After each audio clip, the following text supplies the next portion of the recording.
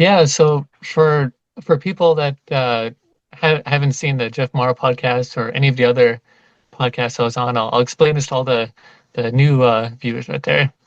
So back in 2020, I was 21 years old, and I'm just here in Prince Albert here, and it was late night, around 9 or 10 at night, and I went to Boston Pizza, go get some food and stuff, and I was waiting out in the lobby area, and I was all alone waiting there and stuff, and yeah, this is gonna be a really graphic story for some viewers, just a warning and stuff. So I was out minding my own business and stuff, getting some food late night and stuff. And I remember my before I knew how to cook, my mother would cook food once in a while, and I was saying, "Hey, you gonna make some chili tonight?" And she says, "No, I'm a little too tired." So I said that's no problem, I'll just go grab a pizza and I'll be right back. And then so then I go to Boston Pizza here in Prince Albert, and then waiting in the lobby area. Then all of a sudden, there's this guy who was high on meth for about 5 days, and he was drinking that day, and very violent individual. This person does not know who I am. He lives in a completely different town. So this person sees me sitting alone, and he runs at me full speed. Then he pulls out a 4-inch hunting knife, and then he stabs me in the back of the head right here. And it was just instant shock. I just seen like a white and blue shockwave go from one side of my vision to the other. And that was the loudest bone cracking, meat grinding sound I've ever heard. It was probably the most violent experience I've ever had. So I stood up after taking a really hard blow to the head like that, and I'm not steady.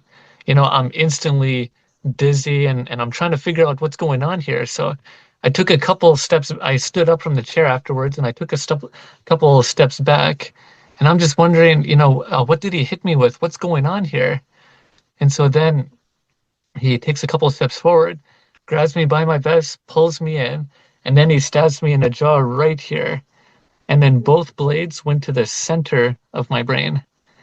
And I immediately went deaf on my left ear, and I felt my jaw instantly crack and turn to one side and then pushed back. And then I'm spraying blood everywhere. And then that friend of mine who worked at the Boston Pizza, he's seen me on the cameras, on the security cameras, get stabbed. So now he's all alone here. He's having to deal with this here. So he has to go to the front lobby, and he's seen what happened. He yells at the guy, tells him to get out, and then he flees. He left. He left, and then he calls the cops right away. And then there's all this screaming going on, and this person that stabbed me, he was yelling at me, saying, "You effing snitch! Why you snitch me out?" and stuff. And this is all in his mind. He's saying this and doesn't know who I am. So then he leaves the scene. Then all of a sudden a girl shows up, and then she looks at me, she screams and cries, and then runs away. So I thought, okay, that's bad. This is a bad sign. And so I'm trying to gain control of the situation and the bleeding and stuff. So I'm holding my head on my cheek right here, trying to stop the bleeding. And I have blood just coming all the way down, and I'm just head to toe, just covered. And then this girl comes back. She has like a 3-inch stack of paper towel. She puts it on the side of my head. And back then I used to have long hair, so I couldn't find where the first wound was. And so it's still spraying out of my head and the back of my head. And so going through all that, plus the surgeries and all that, I've lost 10 bags of blood.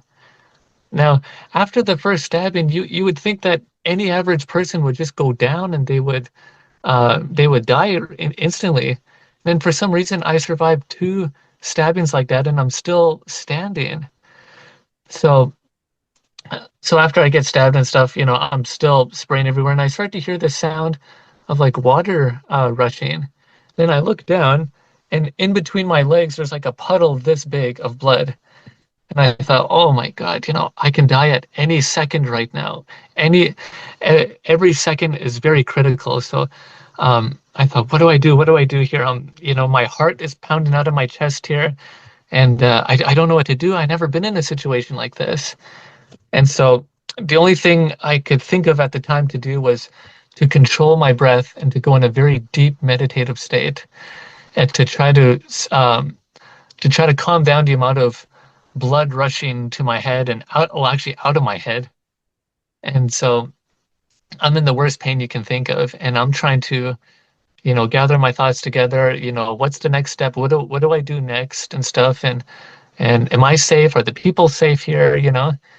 And so as he goes out the door, I thought, okay, he's gonna go after the this my friend here who's trying to save me. So I have to help him. So I went in front of him and I'm trying to walk towards him. And I was gonna attempt to try to wrestle him down for the knife and to try to stop him while my friend would pin him down and someone would, call law enforcement or whatever. But I was in such weak conditions. I couldn't fight, and I thought, and that, when I look back on it, I thought if I were to engage him, that would get my heart rate going even more, and I would lose even more blood doing that. So I'm glad that I did not do that. Things kind of played out the way how it did. And so the person leaves and stuff. Then my friend he calls the cops, and it just so happens that across the street or across the parking lot at Burger King there was some police that were ordering some junk food. So they got the call. Then they whip around the corner, and then they caught him trying to steal a vehicle from one of the employees. He was trying to like use the knife or whatever to try to get in, completely out of his mind. He's just he thinks it's a video game for all he knows. And so they point the lights at him, and they turn on their other, red and blue lights and stuff, and then they're pointing guns at him, telling him to freeze. He drops the knife, he puts his hands up in the air, and there's blood all over his hand. And so they arrest him. Ambulance kind of comes to rescue me here about, I would say about 5 or 10 minutes between there. It's kind of hard to tell, but between that time, the ambulance truck shows up, and I'm surrounded by law enforcement. There's like 7 or 8 cop trucks just all around the building to try to prevent him from escaping and stuff. So, and I can hear movement in my head and stuff, and I can still hear the blood rushing in my head. And I thought this is so bad. I was thinking, I might not make it here. I thought, is this where it all ends? Is this where I die? I was thinking, so I thought, no, I can't concentrate on that. I gotta focus on living for my family. All my friends and my family, as soon as I thought about them, that gave me a bit more extra strength, I would say, thinking I got something to really fight for now. It's not just me, it's my friends and my family and all that. So I go into the back of the ambulance truck after 5 or 10 minutes or so, because I live in a smaller town, so the hospital is not that far. So they just got you right away, and then I'm in the back, and so they bandaged me up with this gauze. They're wrapping it around my head to cover this side, and then I told them that I got stabbed the second time here. I don't know where it's at and stuff. And so um, I was digging around my hair, and I felt this hole, and I felt some like really bumpy like meat or whatever, and I thought those are my brain lobes. That's my brain I'm feeling.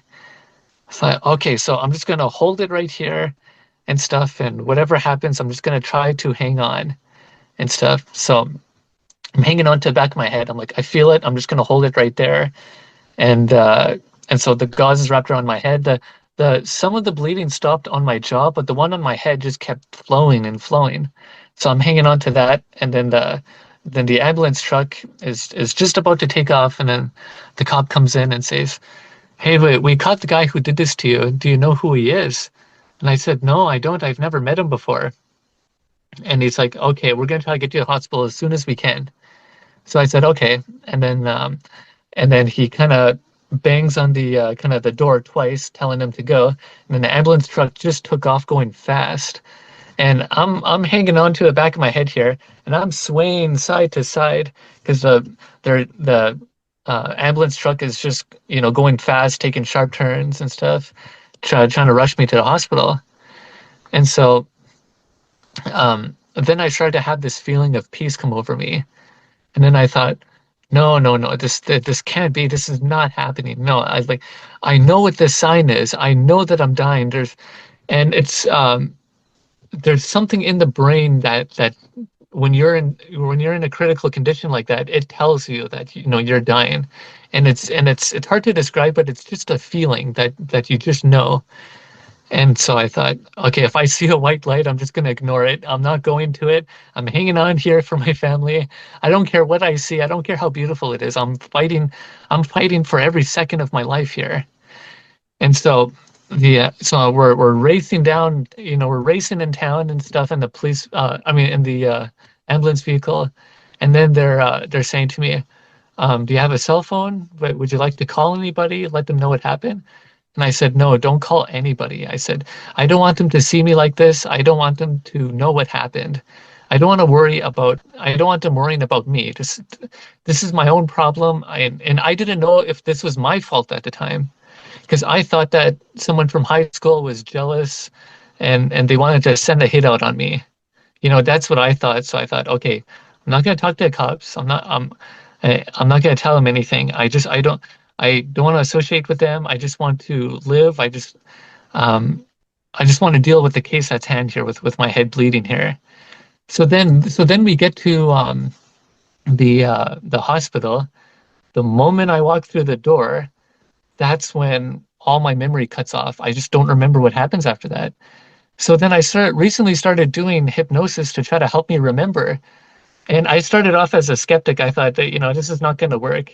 First time I did it, sure enough, it did. And I had a lot of therapy with that, and I had to relive those moments of getting stabbed a couple of times. And so now I reached a point where I don't even look behind me, to see if anyone's, you know. So I walk through the door, and then I go to I get the X-ray scan, CT scan, or whatever to see the condition of my head. And they're saying that it's really bad. Like he's probably not going to survive tonight.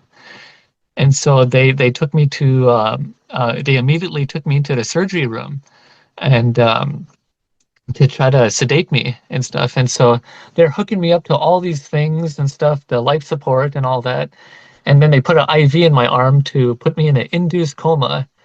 The moment I did that, and I felt my consciousness from inside my body dematerialized, and then about an arm's length away, my consciousness crystallized right above my body. Now, this is a little different. Some people they see a white light inside them leave the body, but mine was a little different.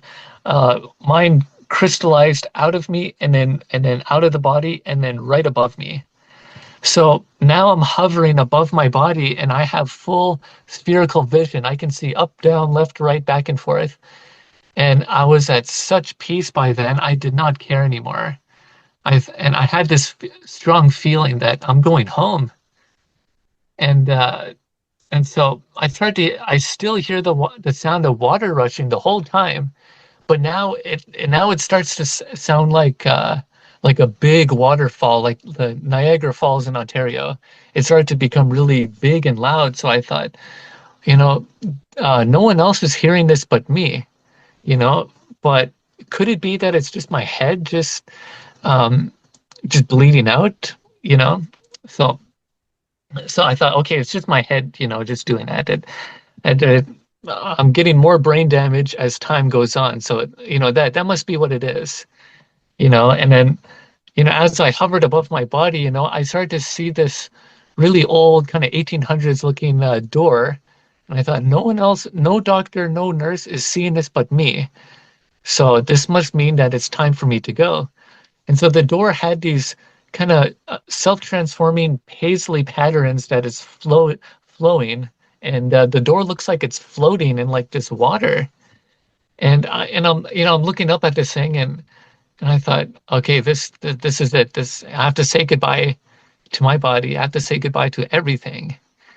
Yeah, my life at 21 years old, and all my friends and family. I wasn't ready. Wasn't my time. I felt like it wasn't my time.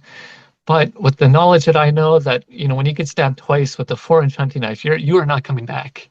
and if you do, you're not the same. So then I go through this door, then all of a sudden, I'm in this really vast open uh, ocean, and then there's like docks and stuff. And then here's the part I did not describe in my other sessions. Now, I recently have listened to some of the audio recordings of my hypnosis and stuff to help prepare me for this one. So I started to see all these beautiful boats and yachts and stuff, and it had a this kraken like design on it of this big squid or whatever, and it was flowing on these really beautiful boats. Then all of a sudden, I seen this one boat come up ahead, and it had six of my family members that have recently passed away.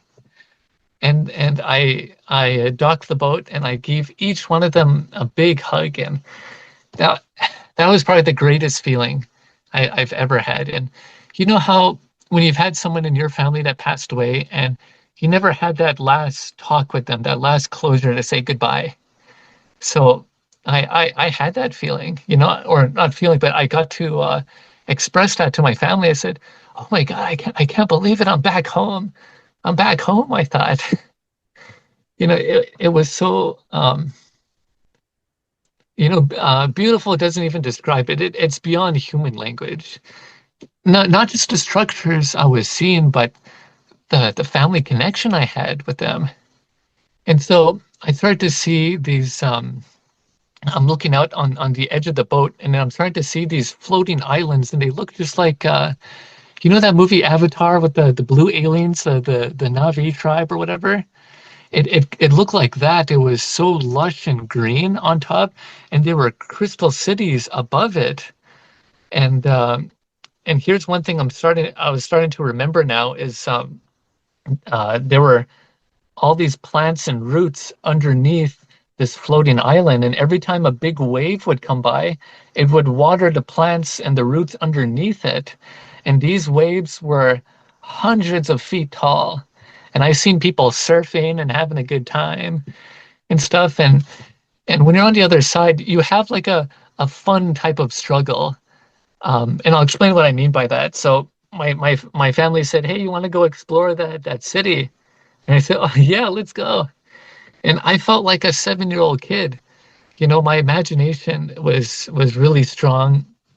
Not that any of this was produced in my head, but I felt like a pure innocent kid again.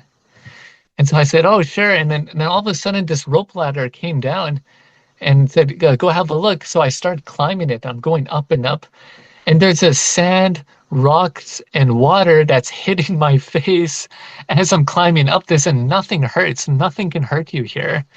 It is absolute peace and love. So, and it's such a fun kind of struggle in a way. I struggle trying to go up this ladder thing, grabbing onto it, going up and up.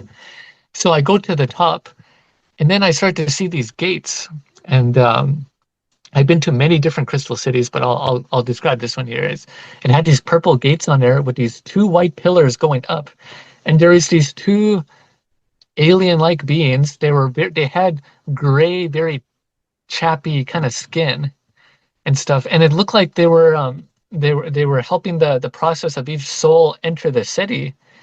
And so I go right past these purple gates. And then I floated above to say hi to these guys and asking, where am I? What's going on here? And they're saying, "Oh, this is the rehabilitation process that every soul goes through when they come here." And so every soul I seen that was coming into this city, there's these self-transforming quantum computer-like structures that are holographic and interdimensional. And they were taking this technology and they were taking this black tar um, out of um, out of this soul, and that's all the negative energy that they accumulated throughout their life. And so it goes down into these two pillars, and there's like water and self-transforming technologies that are flowing through this, and it goes into the city. So I thought, hey, this is cool. I want to follow and see where this goes and what happens. So I'm walking through this, mass of cities. Every culture you can think of exists, and it's all blended together. I've seen these old Japanese structures and of these buildings, and you know how their buildings, they have those slopes kind of triangular going up.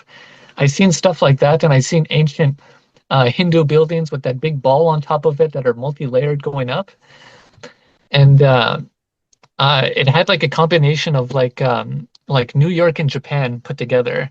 It was a tight packed city, and it was very busy, but there was room for everyone because it's interdimensional.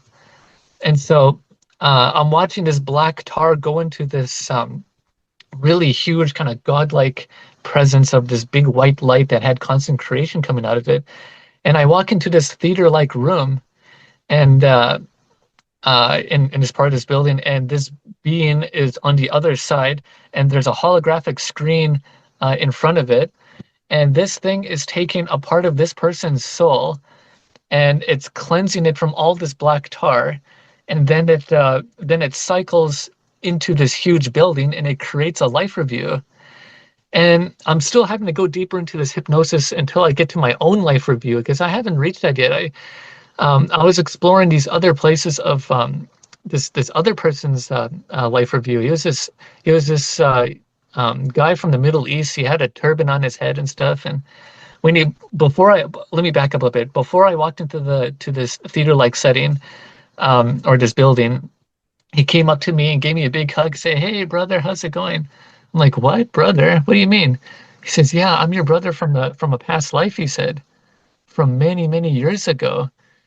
And so he's like, he was so ecstatic, full of love, this guy. And so he's like, "Yeah, about to have this life review." So then I walk into this theater-like building with him, and then I seen his entire life played out in 1 hour. All the critical moments, all the decisions he's made throughout his life and stuff. And I seen that he had a really rough life. Like he was in the Middle East, and the Middle East has always been at war. Thousands of years before Jesus was born.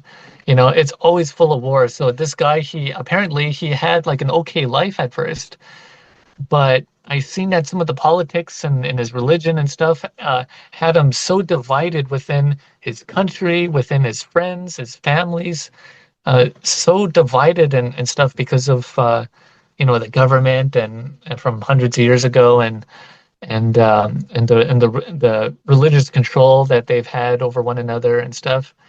And I seen that there was a war going on, and then he was in this building, and then it exploded, and he was the only one left, and all of his family members died, and he was covered with all these brick layers and stuff on him, and he was all bloody and stuff. And he looked up in the air, and he was saying, "Why, Allah? Why did you do this to me?" and stuff. And he was just saying, "Why, God? Why did you take all this away from me?" and stuff. And then he just laid there for a while, and then he slowly died. And I seen his light cord from his soul to the other side kind of like get activated, and then I seen his soul go right through it, and then he was back into the Crystal City. And so he showed me around his house and stuff and what it looked like, and all that. And so I went inside this big temple like building, and I got to see his family. I got to see what his kitchen looked like. It had a bunch of tools that are not here on Earth. These tools are meant to design food that is healing, but it's very like comforting and stuff. And when you're on the other side, you experience everything that you couldn't here on Earth, all the pleasurable things in it, like food and nice housing, connections to friends, and all that stuff. It's all there. Nothing ever dies. It recycles. And if we die, we go to the next dimension and next and next and stuff. And so I was floating around on this water, and then he had this device that would shoot out these like little floaties in the water, and I felt so free as a 7-year-old kid. I got to climb up on this thing and swim around and stuff. And then at some point, I entered a different part of the city, and the thing about the afterlife is that you can float, you can fly, you can walk, you can teleport and stuff. So I went to go see some other like major crystal cities. Some of them are smaller and some of them are bigger. And I seen this one, and I did not describe this in any of the other podcasts here. I seen this one floating island, and it had multiple smaller floating islands that were circling around it, almost like our solar system. And I'm still trying to figure out the purpose of that and why I was seeing all that stuff. And I've seen different colored moons. Like I've seen like a purple moon, and I've seen different different colors of moons, even the ones that we can't see. And we are so limited by our five sense, three-dimensional reality. It's I can understand why it's impossible to conceive of some of this stuff unless you have died and have been there or have been near death. And so there are so many different colors that we just can't see every day. And I can't describe them. I tried my best. There's no movie or video game or anything that can really describe it, because when you're on the other side, you have all these extra senses that are granted to you. And so I came across this one place, and it was like a school. It was like an upside down chandelier building. So I entered into there, and then and it was governed by these huge 10-foot insectoid beings. And they have like a head of an ant, and they're very slender and stuff. And they had this white helmet that looked like Magneto from X-Men. And the presence I felt from them was such unconditional love. Like these beings are, them plus others are responsible for our creation. And it's like 1,000 mothers of the best qualities you can think of, all put in one. And so, so if I wasn't in this really loving state or atmosphere, this would have freaked out anyone. Like you pop into the city and then you're having to look up, and then there's multiple insectoid beings that are really tall with these big black eyes that are as big as my hand. And some of them blink up and down, and some of them blink sideways. And so they said, "Hi, my boy, welcome back," they said, and they gave me a big hug and stuff. And I felt like they were like a parent of mine, even though I love my mother unconditional. It's just when you're on the other side, it's a whole other level of love that that surpasses all human emotion, I would say. And so they had massive laboratories and schooling. They have schools and stuff. So I get to float around and walk around all these things, and then I got to see that humans are not the only ones with a soul. I got to see grays and reptilians. And I was thinking, why am I seeing this? And so I asked them, I said, why am I seeing them here? And they said, oh, they're your DNA relatives. They're related to you. So therefore, your spirituality is also similar to theirs. And there's a lot of interbreeding thousands of years ago with them and stuff. And that's why we have some of their DNA. And I seen this one reptilian woman, and they're not scaly. Some of them are really smooth, like skin, but you can tell that they're reptilian. They don't have a tail and long mouth or whatever. Some of them look more humanoid. And I learned that there's so many different types of humans. There's humanoids, there's subhuman, and then there's non-human. And so there's all these different categories I got to see, and how all of them are related to us. And so what was really cool is I seen this one where her eyes would blink sideways, and the pupil in her eye was like a slit, like a cat. And I thought, and some of them were colors I've never seen before, and I thought, when I remembered this through hypnosis, I thought, how is my mind creating any of this? There's no way. I mean, I can't bring back all the information I wish I could, because there's no words to describe it, I thought. And so I started going around all these different schools and stuff. And then I learned that there's a class for humans, and then there's a class for humanoids and subhumans and all that stuff. And they have AI assisted consciousness that's also connected to the conscious field, I call it, where every soul is collective in it.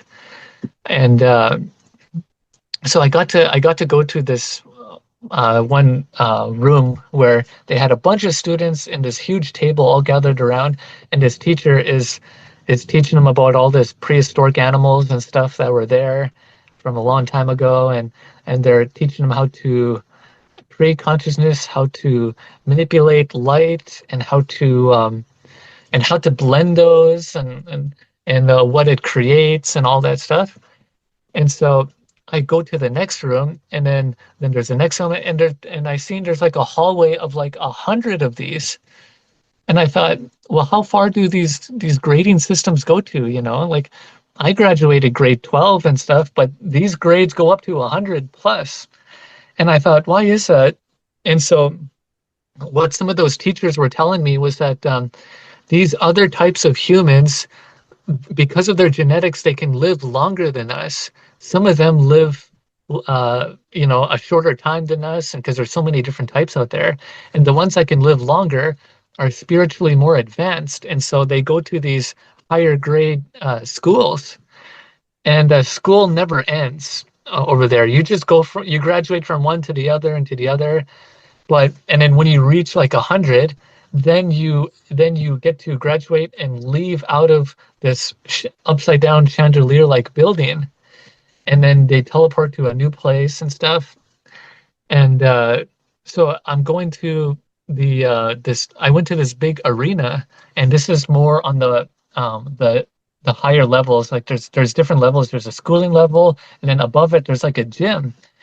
And then I seen that there's like hundreds of people in this stadium like setting, and there's these two players, and they both have a holographic screen in front of them and then they have this ball of light, and it was like they're playing pong, but they had to focus and use their mind, and it's kind of like from Star Wars in a way, where you have to use like the force to move certain things. So this ball would come flying at the other person, and they would have to use their mind to stop that thing in midair and create its own time bubble, and then direct it back at the player and shoot it right back at them. And then whichever one makes it across the holographic screen-like thing, there's this loud buzzing that goes on, and then they score a point, and then one side of the people in the stadium start cheering for them and stuff. And they're very competitive, but there's no hard feelings or anything like that. I think this is for people who are into sports and stuff. You know, not me. I don't really care for sports. You know, but when you're on the other side, you get to see all kinds of stuff. So I get to see what other people enjoy and why they enjoy it. And I was also questioned, like, like why can you eat food if you're just a light being? Well, do you ever get pleasure from eating food? I sure do. I'm Ryan the Jaw here. I eat mountains of food. So um, you get to experience all the food that you've never had in your life. And some of them there's fruits and vegetables in different shapes and colors and sizes and all that we just don't have here on Earth. They're out on different planets and stuff. And so anyways, going back to the stadium here, I go to the second stadium, and they have multiple balls of light going at one another, and this is like a level 2 in a way. And I see that these two people are in like a deep meditation, and they're having to focus on all this stuff coming at them and then reflect it back. And if one goes through, then they score a point and stuff. The third room, I got to float and kind of go out of the stadium and down the hallway into another stadium. And some of these buildings look small, but when you enter it, it's huge, huge, like stadiums. They're bigger than a football field. And so I go to this third room, and there's streams of light going at one another.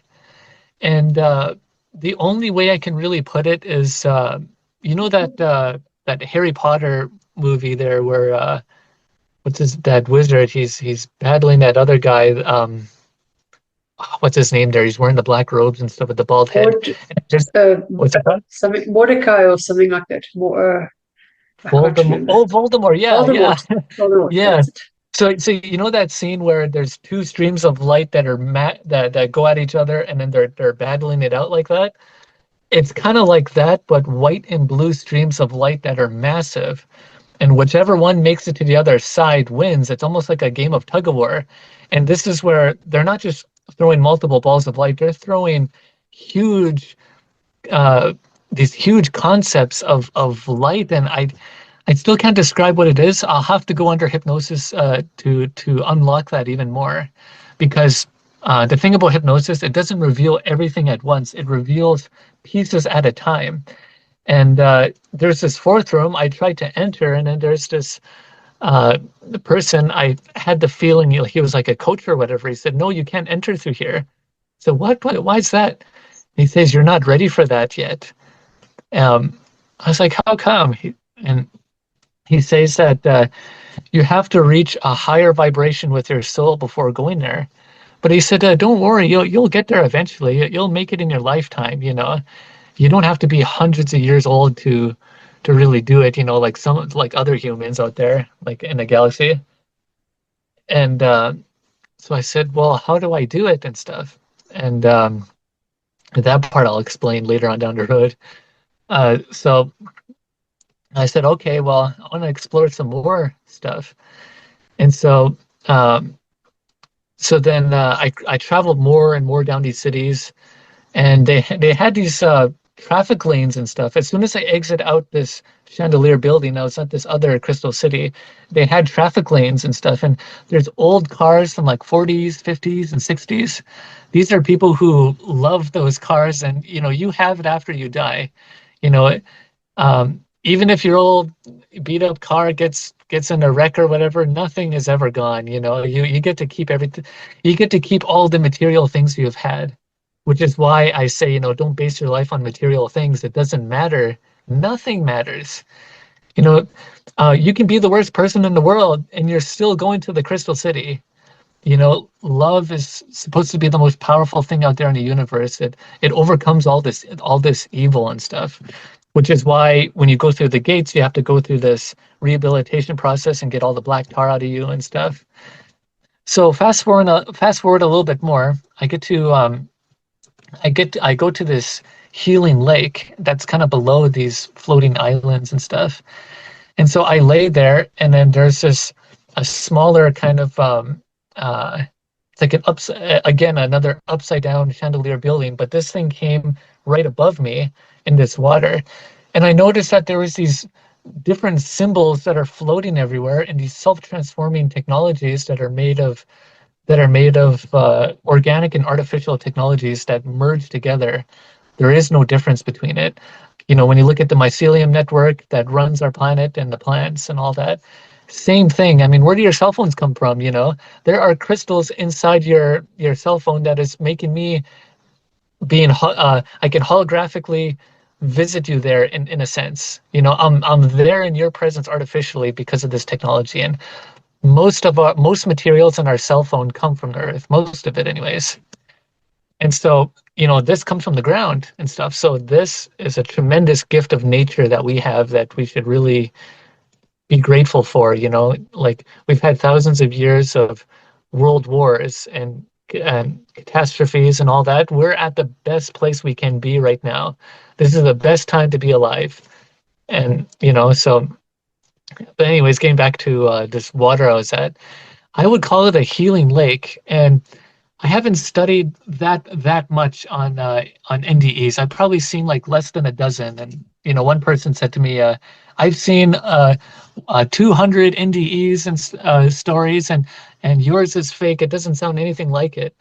Well, I haven't seen 200. I don't have that much experience, or not experience, but that much knowledge about NDEs. All this stuff I'm telling you is from my own experience. All this stuff is really new to me, and I've only recently started studying these NDEs, and I thought, hey, I've been to that same place where he's been to, and I get dozens of emails from people saying the same thing to me, and where they're in this healing lake, and I felt movement going on inside of my head, and they were using this technology to heal my brain, and I can feel each brain lobe connecting back together like a puzzle piece.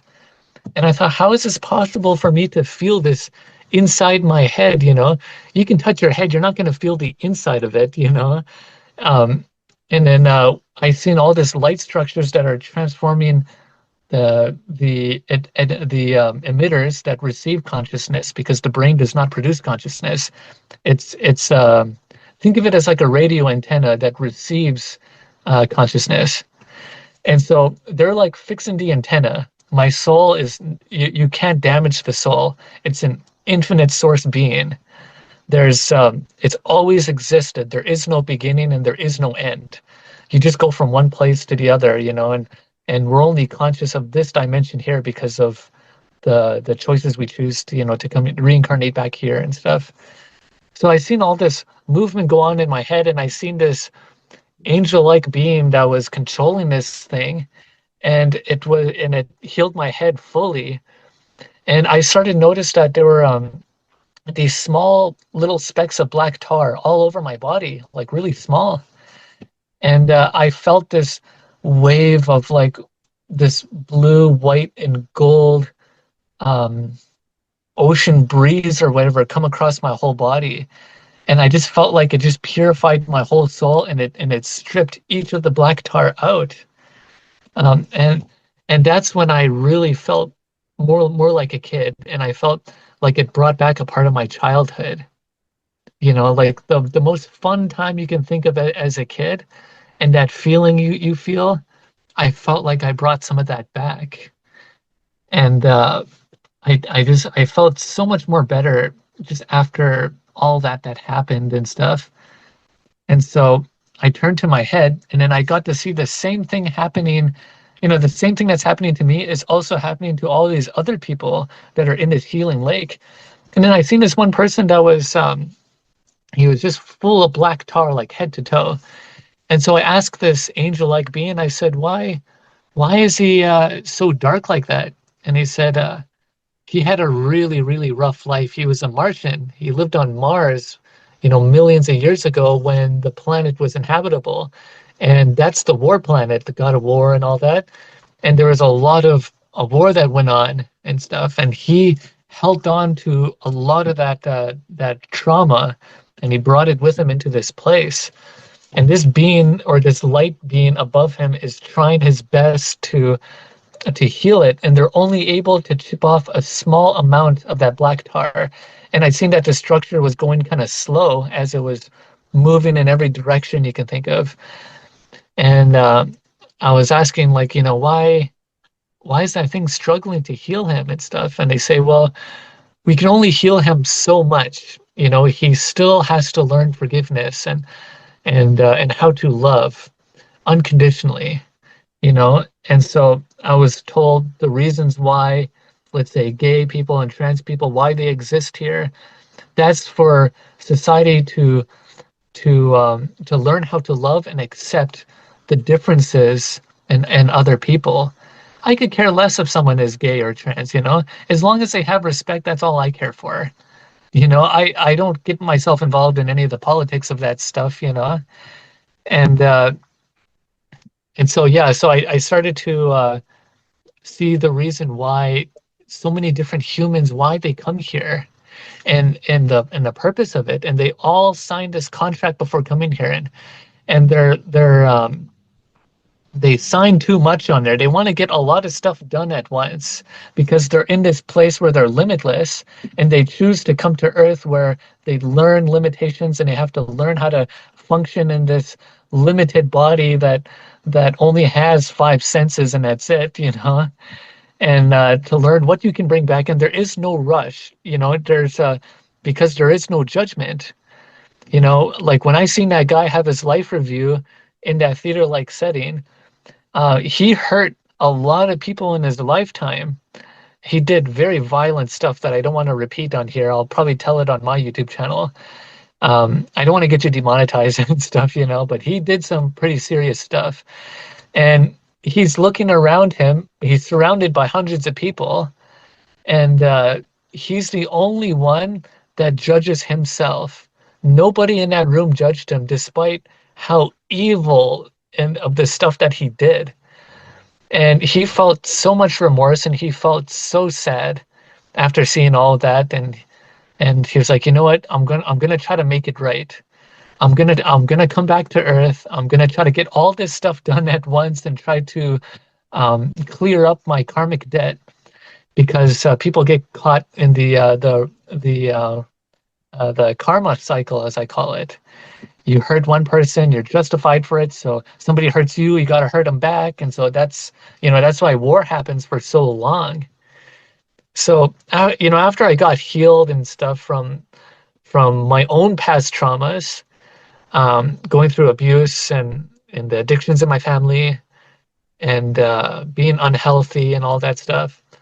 I learned from all that stuff, and I've always valued my life and my health and stuff. But after having these experiences now, I just realized that love is the only thing you take back to the other side. Your connections that you have with others is is so important after you die. To form all these different connections where consciousness and life just keeps expanding outwards and stuff. And so some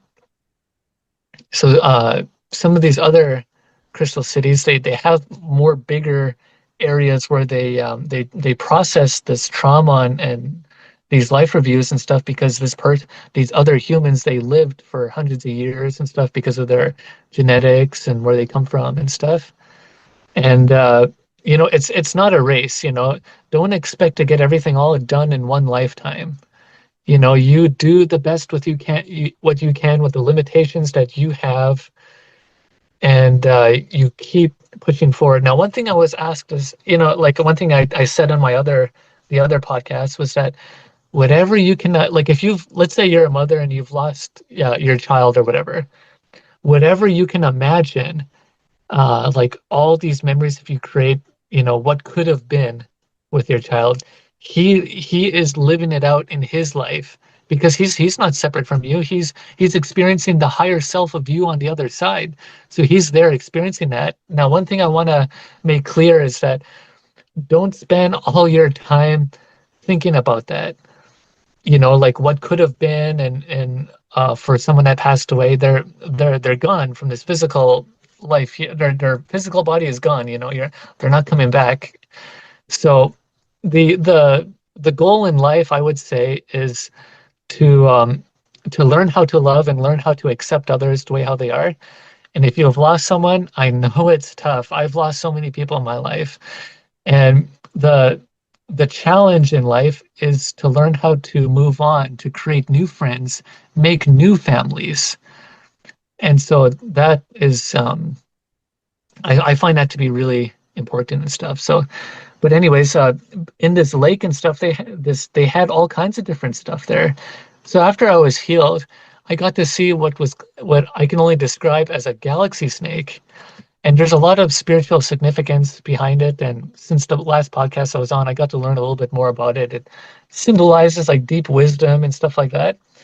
And I couldn't fly to it, I couldn't float to it or teleport there. And I had to swim in this water towards it. And as I'm swimming, I thought, well, the purpose of it is to feel the conscious field in water. Water is a memory bank and an energy conductor. And so as I'm swimming through it, I can feel it massaging my whole body as I'm going to it. And so I got to go on this galaxy snake on the back of its head, and it had this saddle-like thing. I grabbed onto it, and this thing was going so damn fast. And I could feel the rush of wind and water at the exact same time. I don't know how that's possible, but that's the only way I can describe it, is all this incredible force coming at me. And this galaxy snake took me to different areas. And so at some point, I got to visit the Chinatown. There is no racial segregation or anything like that. When I went to this Chinatown, I seen all these monks from hundreds of years ago and stuff that were reincarnated and stuff, and so I got to visit them, and the symbols they have and the art that they have, the patterns and all that all has a purpose on the other side. And so I got to visit with some of them, and they're really close friends of mine. And I got to see Buddha himself, and he was meditating in this huge building, and it was like it had this big dome-like thing, and then there's a second one that's smaller and smaller going up, and it's all the different levels of the consciousness and stuff. And I seen him meditating there, and all these holographic screens were popping up, and all these different monks are looking at it and receiving information telepathically through light. And so I'm going around all these different cities, and not all of them are crystal. Some of them look like what you would see here on Earth, but it has some mixtures of crystal technology in it. And so I got to see uh, this golden dragon that was sitting above it, this building. And I was like, hey, that's where all the mysticism of dragons come from. They originate from the other side. And I thought that was the coolest thing ever. And there were so many different types out there. Some that are really long and skinny. Some of them are really short and bulky and stuff. So the one that I had was the one that I got to go on was um, this golden dragon and stuff. So as I'm walking up these staircase to get to it, I'd seen these other monks that were sitting there meditating, and they had these big white rock structures. Like there's like white light, and then there's these brown rock structures that are above them, and there's like this big vase-like thing that is twirling around and going in circles, and all these things circling around it. And when they're in that deep meditation, it's producing some kind of energy that goes into the city. And I don't know the purpose of it, or how, or what exactly is behind that. And so my thoughts are kind of mixed up with all this stuff here. Before I got to go on this galaxy snake here, I was actually traveling on this train-like setting, and there's so many different means of transportation that are so much fun because I never got to go on the train, but I got to experience it on the other side, and it was so much fun. And this train was hovering above all these different floating islands with the crystal cities, and my family member was there and stuff, and then it had these scale-like structures on the side of it. I felt like I was inside of like a snake. It was like alive. It was humming and purring, and but it felt like a train, like the electronic systems inside of it and stuff, going through space-time and manipulating light and stuff. And so I got to see these angel-like beings that were like waitresses going to each table serving food. And so I got to look in the back because I have spherical vision. I can see behind me, and I seen that there's this being. He had he had a bunch of eyes, like from going here all the way to the side of his temples, kind of like I would call him a like a spider chef, I would say. He's got 6 arms on both sides from his rib cage going down to his waist, and he's cooking all these meals like really fast and stuff, and he's making these dishes specifically for each person. The healing aspect of it, I guess, is to experience all the foods that you couldn't here on Earth and stuff. So I got to see a lot of these people that were living in really poor African countries and stuff, who never had the material kind of luxury that someone like I would have here in the West, here in Canada. And so I seen this one girl, she had these dreadlocks and that were floating.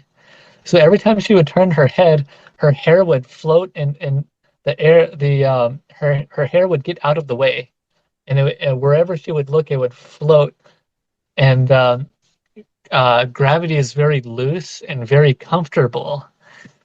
And so I'm sitting at this table, and then this angel comes up to me, and then serves me this waffle that like a fruit waffle, and it had every fruit you can imagine, plus every fruit that you can't imagine, even the colors that I have never seen before. I just cannot describe it, but I know that there is a bunch of different fruits and stuff that we just don't have here on Earth.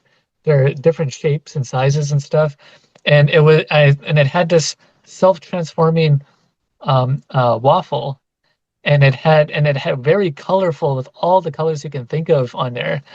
And then I would eat this thing, and it would instantly be gone, and I would feel nice and full. And I thought that was so nice. And I got to taste pineapple, and I'm allergic to pineapple. I can't eat that. I discovered that a couple years ago, and I was kind of heartbroken about that. I'll never get to taste pineapple. And little did I know that when I went through hypnosis and I got to visit the other side, um, I got to experience that again. Man, I wish I wasn't allergic to pineapple because it tastes so much more sweeter on the other side. Every fruit you can think of, it tastes way better because one of your senses is taste, but it's so heightened and there's different ways of tasting it, if that makes sense. And so, after I was done eating and stuff, I was looking at the edge of this train or whatever. Then my uncle kind of grabs me by the shoulder and he says, "Hey, you want to fly?" I was like, "Oh, sure, but I'm not, I don't know. I mean, this is really high up and it feels more real than real. My heart is just pounding going through this. And back on Earth, I'm gripping the beds and I'm sweating. Um, like I'm under hypnosis and stuff. And so my uncle, he pushes me off it and I'm flying full speed. And when you fly on the other side, it's more freedom than riding a Harley Davidson motorcycle because you can fly anywhere in any direction. There's no limit to how fast you can go. So I'm yelling at the top of my voice that's echoing in this really thick air that is just made of love and and some kind of technology. I just don't know what it is, but it's in the air anyways. And I'm flying around everywhere. And that's when I hit this really ancient lake. It felt really old, and there's a whole bunch of plants and that I've never seen before. And there's many different hills and mountains and stuff with crystal cities that are on it as well. And as soon as I went into the water, that's when I seen that galaxy snake. So if you can piece it together like that, that's what I was trying to get to. Because having a head injury, it's kind of hard to think straight when you've had a 4-inch knife to the head.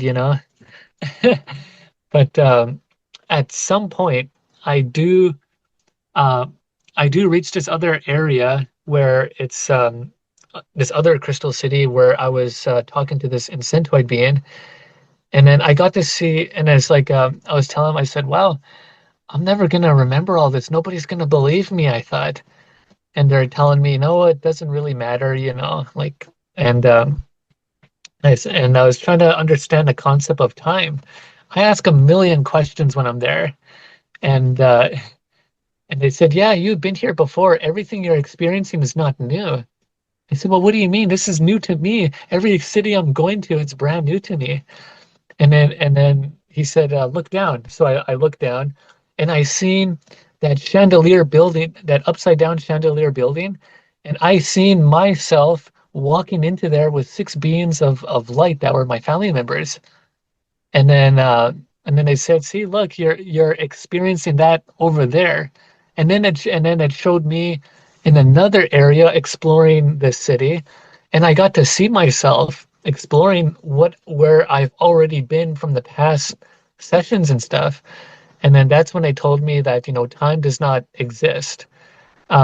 You need time to experience this life here in a chronological order.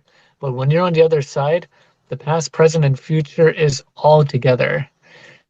And it did not reveal the future because of it's it's similar to like the grandfather paradox in a sense. You can't know the future yet unless you experience it. But it is all um, it's all in the memory banks of these huge AI computers that are the size of galaxies, and they have crystals that are so big I can't even comprehend it. But it has all the information of all of humanity, all the past civilizations, and stuff like that. And I got to learn too that there are people from really advanced cultures that also lived in crystal cities, and these were thousands and thousands of years ago. And once in a while, the Earth will recycle, and catastrophe will happen, and it wipes out everything clean. Everything we have here on Earth is borrowed by the earth. Nothing belongs to us. That's why it's such a gracious gift that this female spirit that is in the earth is allowing us to be here, and yet we're destroying it every day with war and pollution and stuff. It's the most forgiving soul I got to see, and that really made me appreciate where we are here on Earth and stuff. So at some point, after going through all this, I've only had 11 sessions. I'm excited to go for my 13th session, but I gave it a break for a couple of months because it's hard on my body. Because hypnosis does not affect me the same way as an average person does. I go so far and so deep into these places, and leaving your body is so much more easier than coming back to it because when you leave your body, you can feel the vibration and the energy increase and it gets really high because it has to match the frequency of the afterlife. Once you go there, and then when a hypnosis session is coming close to an end, and then I have to come back to my body, and and it's so rough. It's like trying to get this huge conscious field and squeeze it into this tiny little meat bag that we call a body that's limited by the five senses. And then when I come back, I feel super nauseous and I'm dizzy, and my body has this buzzing sensation that doesn't go away for like 2 to 3 minutes. And I wake up and I burp lots and I feel like I'm about to throw up and stuff. And then after about 2 or 3 minutes, then most of those symptoms go down. And then Hypno Holly is like, are you okay and stuff? Like, is like how was it? And I said, oh my God, like I've been to the most wild places you can ever imagine. Like I am still piecing together this puzzle of all this stuff that happened to me. And I was asked, well, why couldn't you just remember it like everyone else does who's had an NDE? And later in life, I found out why that was. So when I woke up from my coma, I was in the worst pain you can ever imagine. I had double brain. No, actually, I was recovering from three different surgeries. So before I got stabbed, I was recovering from a surgery. I get stabbed twice, go to a hospital. I come back from a 13-day coma. I woke up in room 13 with anonymous donation of $1,300 from people I don't know. And so I'm I wake up and stuff, and the doctors, were telling me about everything that happened and stuff. And I'm recovering from a vasectomy and double brain surgery, if you can believe it or not. And so, on the eighth day when I was in a coma, um, my my parents knew about what happened by then, and they seen me get shipped onto the Stars helicopters, getting sent to Saskatoon, and they got to see me in my worst condition, and they're still very traumatized by it.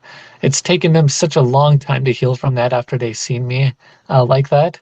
I didn't want anyone to see me. I didn't, I didn't call for help. I didn't call no friends, family. I didn't call no cops, nobody.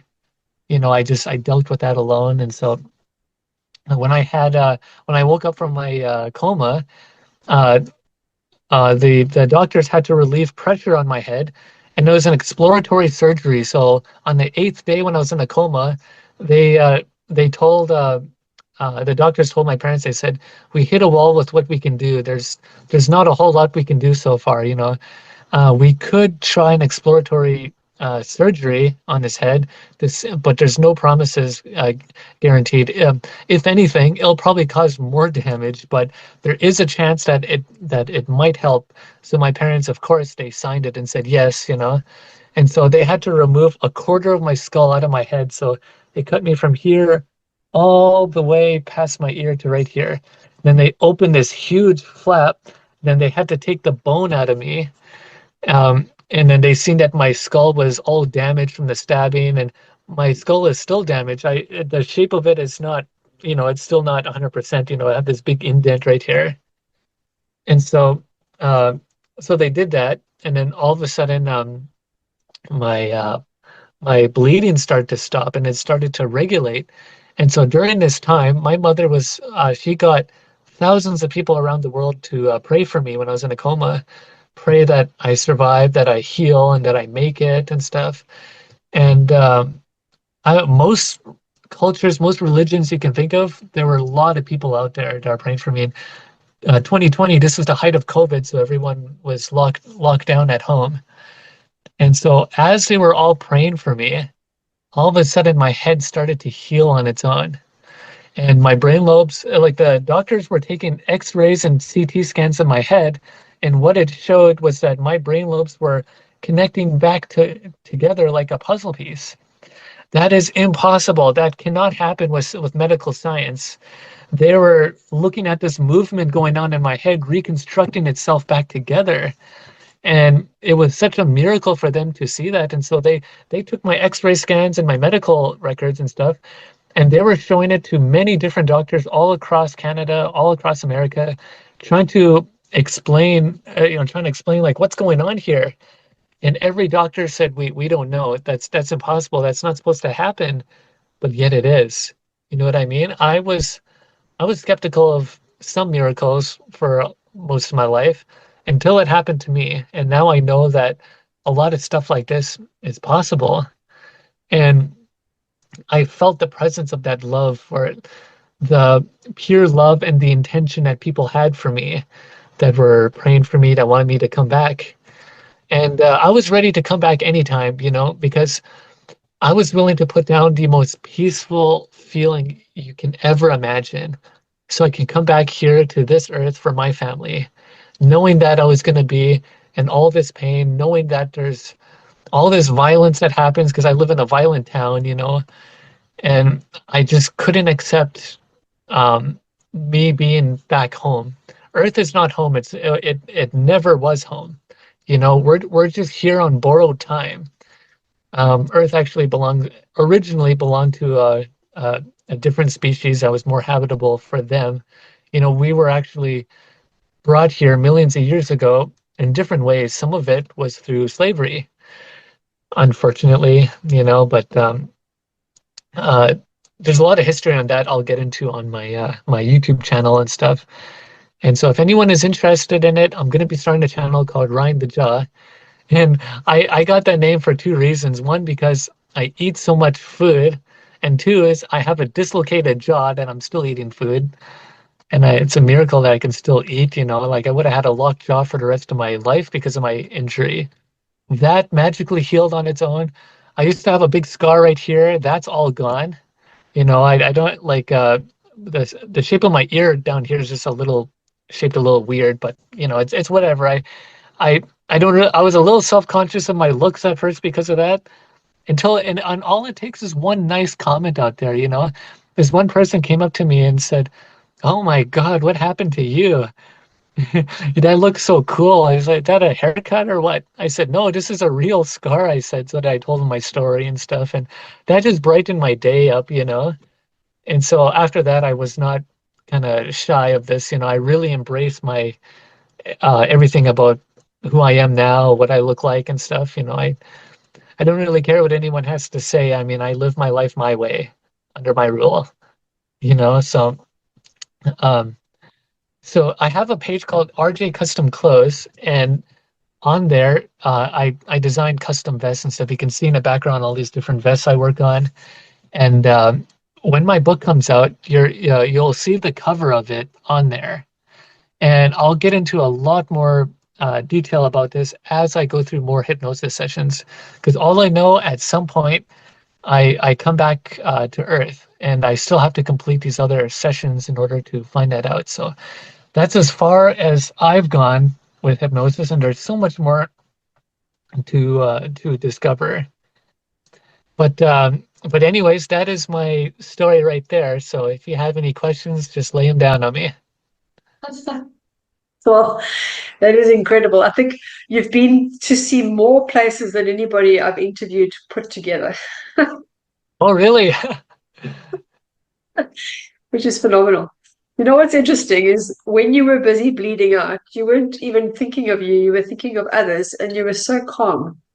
That in itself is a testimony to your character, should we say. Yeah, so that's incredible. I'm at the time when I was stabbed, I thought if he fin like I thought if he finishes me off and stabs me a third time, I'm for sure not going to make it. And then I thought he was going to continue and go on to my friend, kill him, and then kill whoever next, because it was such a hostile situation and nobody knew what was going to go on and stuff. So, even though I love my family so much, I was willing to risk myself that night to make sure that other people at Boston Pizza were going to be able to make it home to their family. I would have died knowing that I saved someone else, you know? Yeah, Yeah. that's incredible. Just that alone. I wanted to ask you about the black tar because I've been hearing this a few times from people that are religious, people that have had other types of spiritual experiences. They call it black goo. That kind of is this negative energy and it sits around and it's got its own consciousness. Would you say that it has that it has its own consciousness and that it kind of gets into people somehow? Um, I'm pretty sure that's possible. I mean, there are people in witchcraft and stuff that say that that's possible because when it comes to some religious people, they'll say, "Don't look over there, don't explore this, that's demonic," and just live in fear and just don't. I'm like, no, you're only making me more interested in it. I don't care if it's witchcraft, it doesn't look evil to me. I mean, I know a couple of them, and I don't use any magical power or anything like that, just everything that's magic to me is on the other side, but I did not feel that it was a separate consciousness. I felt like the black tar was a part of my own consciousness. So but that's only my only view on it. Yeah, interesting. No, I find that it's pretty interesting. um, do you think all the moons that you saw, like you saw the purple moon and all of that, because it's such a scientific experience that maybe you're also one of the co-creators? Yeah, we are all creators in a sense because when somebody prays to a higher being like Jesus or Krishna or any of those, you are actually praying to yourself because Jesus and someone like a terrorist or a Hitler or whatever, both of those souls are inside you. That means you have the potential to be either or if you wanted to. So um, we are creators. We do come from it. We have our imagination that's constantly creating. I mean, we don't even know what we are. We don't know where we come from. We don't know what a human being really is. And so more stuff like that I'm wanting to discover and find out as I go deeper into not only hypnosis, but I'm also exploring high dose psychedelics here in Canada because in British Columbia, they decriminalize all the psychedelics there. So I look forward to wanting to go there because there's people saying that when they take DMT, vape pen or mushrooms or whatever, at high doses, they can go to these crystal cities and they describe it the same way how I do. And that's when I learned that when I was in a crystal city, I was talking to some people that were alive and I thought, hey, how are you here if you're not dead? And they were saying that they used the psychedelics under proper control and set and setting, and it takes 40 plus years to gain the strength and knowledge before you can even go to these crystal cities and to fully see what's going on and stuff like that. So I'm really interested in that to see what can the mind do? How can it bring me back into that place? Because hypnosis is so much more easier compared to a psychedelic, because the thing about psychedelic is that it doesn't just take you to the afterlife. It can take you to crystal cities that and other places that are not nice, that are full of war and evil beings and stuff. I wouldn't say it's demonic and I should avoid that. No, it's just um, that I choose not to live in fear. Like there's so many people say you should fear this and that because my religion says so. I say no. I said this is why you need people like me who are warriors who are willing to go into these places and to find out what it's about. I had a high dose psychedelic experience and it scared the hell out of me, but that doesn't drive me away from doing it. I'll do it again, just to contact those beings again because yes, you can learn something from the good trips, but you learn lots from the bad trips. You learn more when from the bad trip, so to speak. I've never had a bad trip. I've had a tough trip, and that enhances your soul. That is the most spiritual experience you can have being alive. It's greater than meditation and these out of body experiences and stuff. So that's what I'm going to be studying a lot more eventually. Do you think when you go under hypnosis that you're not actually in the moment visiting, rather than going back to your memories, actually going back into where you went to? Because we can do that.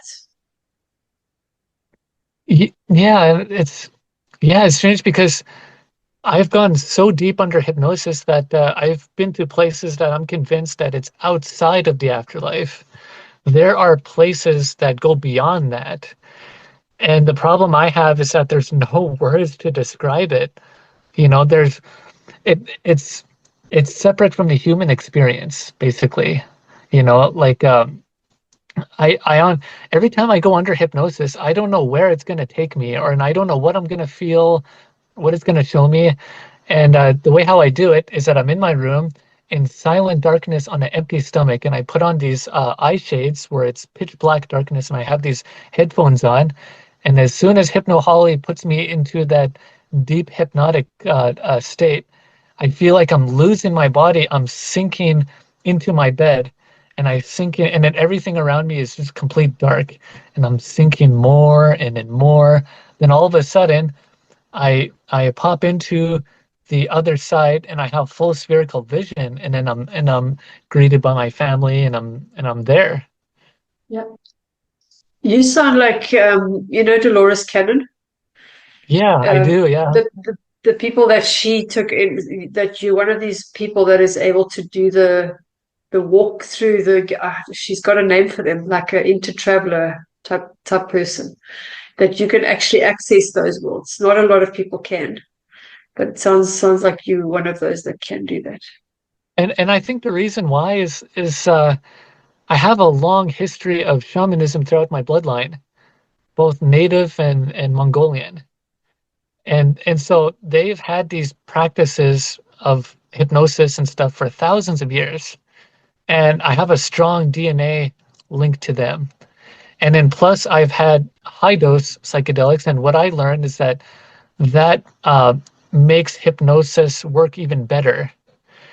So if you've had an NDE and then you only remember just a small amount of it, well, hypnosis will help unlock that, and there's a whole world out there. And how do you know that it's not your mind producing that? Is when you look at all these different colors that you've never seen before in your whole life. You have full spherical vision that spans really far. So I can see light year distances. And if I were to try to um, imagine that here with my own human mind, my own ego and stuff, it's really hard. But I do the best I can to pull out information from these places. And every session I have lasts between 1 to 2 hours. And to me, it feels like 10 minutes. 1 hour goes by, and then as soon as I come back, I look at it and I'm like, oh, 10 minutes must have went by, or whatever. I look at the time and an hour's gone by. So I thought those are some really cool little symptoms that I get from hypnosis. And the nausea I get from it is just awful. This is why I took a break from hypnosis for a couple months. It's um I it, and I can fast. Okay, so I can fast for many hours and my stomach will be just fine. But when I'm under hypnosis, it's the dizziness and the nausea is very similar to psychedelics. And so I think that's why there's a strong spiritual connection here between these two different practices. Yeah, they will definitely. Have you heard of Darius Wright? Because he teaches people out of body, but he's been visiting all these amazing places as well, and he also talks about the crystal cities. Yeah, so someone from sent me an email and about one of his videos and stuff. I've only got to watch like a couple minutes of it. I haven't watched the full 1 hour length of it yet, but I plan on doing that and stuff. And it sounds very interesting. And again, I start off as like a healthy skeptic, but um, Absolutely. Yeah, yeah, you have to when it comes to this stuff, you know. And then just watching like 10 minutes of it, he starts talking about these crystal cities as well and what it's like leaving the body. And I thought, hey, he is describing exactly what I'm going through. He's not doing hypnosis or psychedelics. He somehow, some way, he's able to have these out of body experiences. I don't know how he does it, but I'm gonna research more on that. Well, he does astral travel, so when he goes to sleep, that's when he leaves. Before he actually falls asleep, he leaves the body. Yeah. My mother tried his method and said it works. So, there's got to be something to it. But, again, I can be a kind of stubborn, hard-headed scientist sometimes, where it's like, Well, show me more, show me more. well, Yeah. you know what he shows slides of what the beings look like and what the cities look like and the underground cities and things like that. So it's pretty interesting. And also, he says it feels more real than being in this body on Earth. Everything is more physically real on that side. It's not a dream. Yeah. And yet he's not having a guide because like a hypnotherapist, a hypnother and no psychedelics either. I mean, because the hypnotherapist, she's a hypnoholly is like the shaman that guides you into an altered state.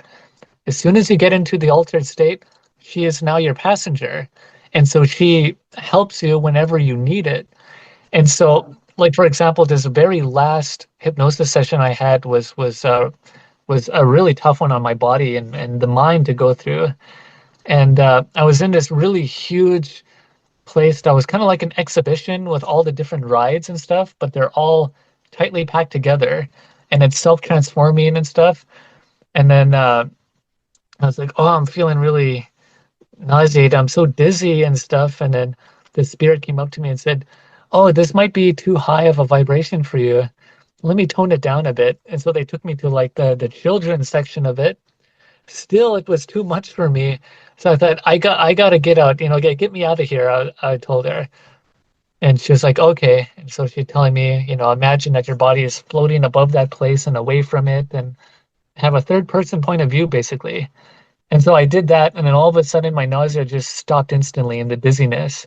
And I got to see the last crystal city I was at, and I couldn't enter it. It was the vibration was just way too high Way for too it. high And for it. and so I was told that I will be ready, like I'll know when the time is right for me to go back there and to explore it. But like all the colors and the shapes of the cities and stuff, like Darian describes it pretty well. And I still don't understand how he does it. I would like to do it, like what I mean, I'm sure anyone would like to, but everybody is different. So, I hope that with my experiences I've had through 11 sessions of hypnosis plus, like psychedelics and stuff. I haven't done psychedelics in years, so that's because I'm so scared of it. But I'll get back into it. I'll gain my strength. I'll gain my power to say, you know what? I'm gonna take this large dose and then I'm gonna go deep into it. Um, because it takes so much bravery to go into some of these places. That's for sure. Tell me about soul contracts. Do we actually sign a contract? And is it necessary that we sign a contract? It just sounds like I know that we have soul contracts. I just didn't picture that there'd actually be physical contracts that people sign. Yeah, it's you sign it in these big quantum computer-like structures and stuff, and they have AI assisted consciousness on the other side and stuff like that. And after you've been through this intense, or not intense, but after you've been through this rehabilitation process where you get to experience a lot of cool stuff on the other side, then you reach the point where you have to come back. But not all souls do. Apparently, some of them will choose to go to a different place that's not Earth. Some of it is a lower vibration, some of it is a higher vibration. Kind of depends if it's that it's individual to the person basically. And so what I learned too is that the Milky Way galaxy we live in, there's hundreds of different types of humans on there. 1 out of 4 is civilized.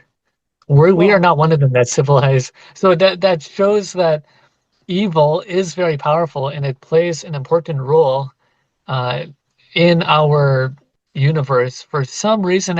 And even though I received that message from spirit, and so does so many other people have had an NDE, it doesn't mean I fully accept it. I've seen some evil out there where I question why it even exists, but then I keep getting reminded that it's like a consequence of creation.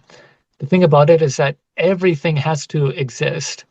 Every beautiful thing you can think of and every nasty, terrible thing you can ever think of can exist. So basically, whatever you can imagine in your mind, the most horrible thing you can imagine, there's a dimension out there experiencing that. Furthermore, if you experience a very loving heavenly place, that place does exist. It is there. People think dreams don't have any meanings to it. When you go to very beautiful places where you can meet family members that passed away, those are real places. When you sleep, not every time, but once in a while, when you go to bed, your soul will go back to the other side and you get to experience some stuff. I don't know why that happens because before my NDE, when I was a little kid, I had a very beautiful dream where I was on that boat with the floating islands with the crystal cities. I had a dream about that, and this was before that movie Avatar came out, uh, back in the early 2000s and stuff. So I didn't have a clear reference on what that was, and I remember I woke up and I was just in tears, and I was depressed and afterwards, and that feeling I had is called like post-NDE depression. So basically, when someone comes back from the other side and they come back to life and stuff, either like from death and all that, they feel really depressed afterwards because you got to experience something that is so perfect and so beautiful. And then some people they argue with God or spirit and say, I don't want to leave. I want to stay here. And they say, no, you got more work to do. You have to go back. And then you reincarnate and then they come back and then they're like, you know, like, why am I here? I can't wait to die and go back home because they know that even if they're to die right now, their whole family is going to be with them regardless. It makes no difference. You're not left behind at all. Your spirit guides will be there right beside your family to help greet you back home. And it's like a cruel game in a way because some people say who've never had an NDE, they're like, why would you be exposed to something so beautiful and them knowing that you're gonna be depressed afterwards and you come back like I mean it gets even worse. I mean I've heard of an NDE where this girl was blind her entire life. She got in and then something happened where she died. All of a sudden she had full spherical vision and she can see for the first time in her life. She had a beautiful experience with her family and all that. And then God told her, you got to come back home. She's like, what? I have to go back? So as soon as she came back, she was back to being blind.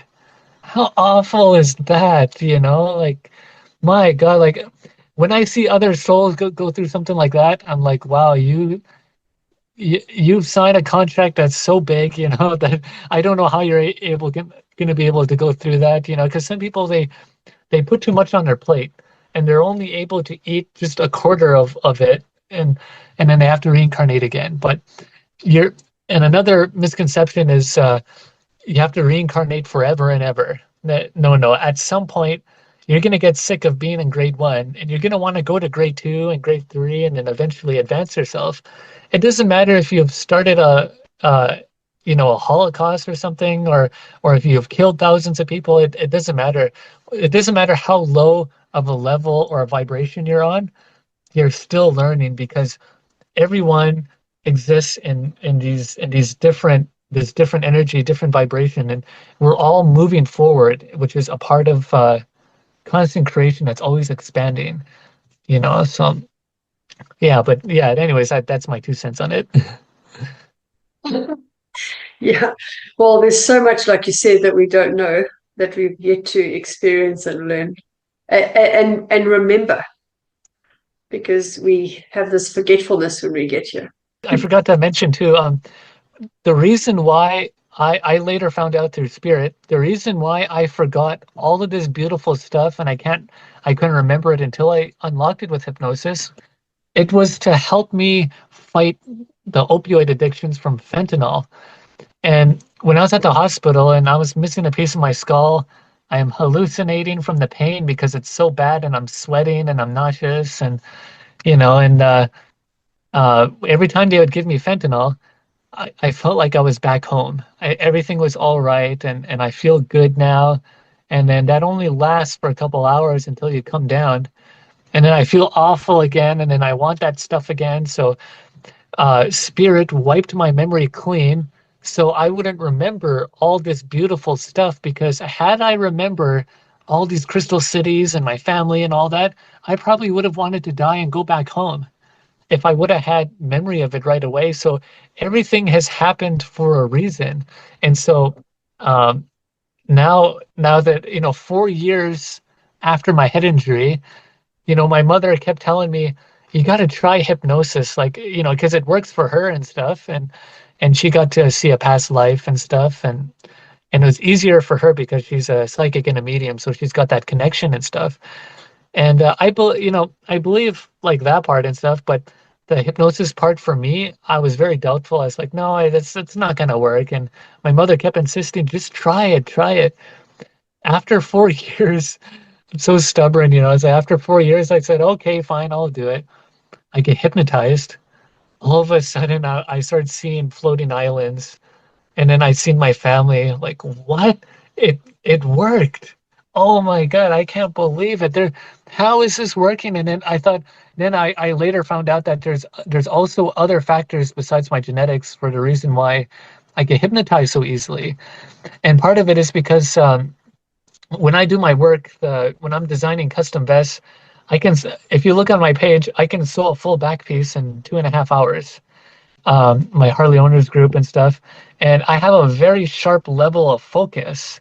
And I do that for hours as I'm watching a podcast, like Joe Rogan or whatever. I should be watching more NDE videos, but I prefer my own experience because, someone may tell me something, but I'd rather be there to experience it myself. So my very sharp level of focus is part of the reason why I get hypnotized so easily. You need that sharp level of that focus to do that. Yeah, you do. Absolutely. And on that note, you said your NDE is so different to others, but I interviewed so many people and everyone is different. Everyone Yeah. experiences something that is unique to them in their own way, even the way that the life review happens.